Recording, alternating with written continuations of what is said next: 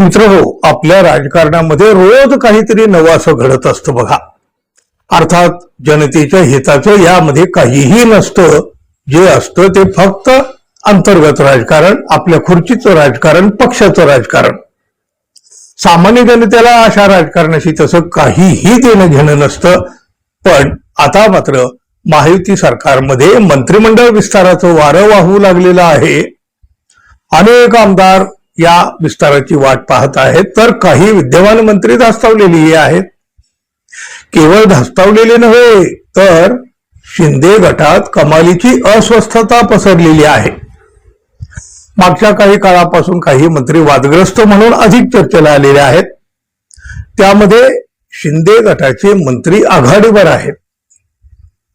आपल्या कृतीनं किंवा त्यांच्या वादग्रस्त विधानानं त्यांची मोठी चर्चा झालेली आहे.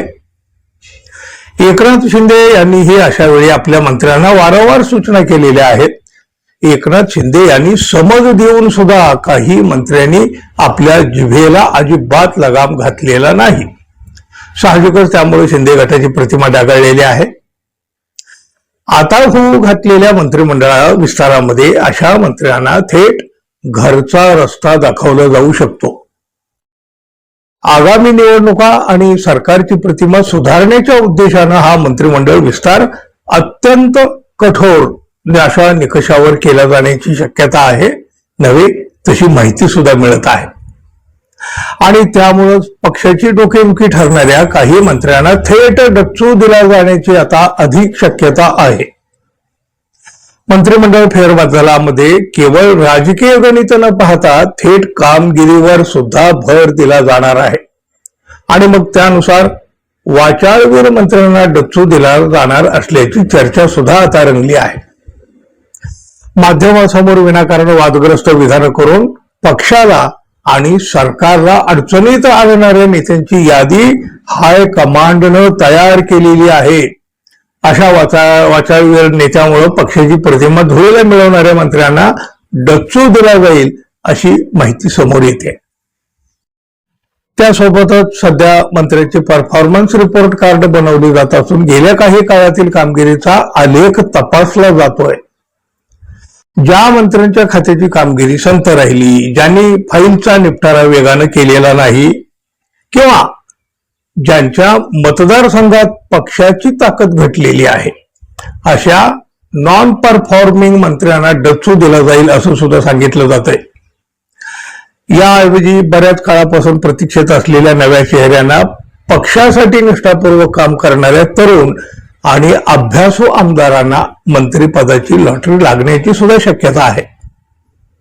बघा ना, याआधी उपमुख्यमंत्री एकनाथ शिंदे यांनी वारंवार आपल्या मंत्र्यांच्या कामगिरीबद्दल तसेच मीडिया समोर बोलताना जरा भान राखण्याबद्दल सूचना केलेल्या होत्या. काहींना कामगिरी सुधारण्याचा थेट इशारा सुद्धा दिलेला होता. मात्र आता या मंत्र्यांना मंत्रिमंडळातून थेट बाहेरचा रस्ता दाखवला जाण्याची शक्यता वर्तवली जात आहे. यातील काही मंत्र्यांच्या विरोधामध्ये त्यांच्याच जिल्ह्यातल्या स्थानिक नेत्यांनी आणि जनतेनं सुद्धा तक्रारी केलेल्या आहेत. मुख्यमंत्री आणि उपमुख्यमंत्री यांच्याकडे अशा मंत्र्यांची नकारात्मक प्रगती पुस्तकं सोपवण्यात सुद्धा आलेली आहेत. या फेरबदलाला ग्रीन सिग्नल मिळाल्याची सुद्धा माहिती आता आहे.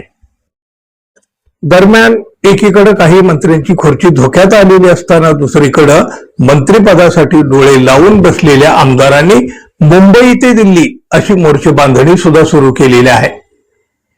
वरिष्ठ नेत्यांच्या गाठीभेटी घेऊन आपलं प्रगती पुस्तक कसं उत्तम आहे हे पटवून देण्याचा प्रयत्न या इच्छुकाकडून केला जातोय.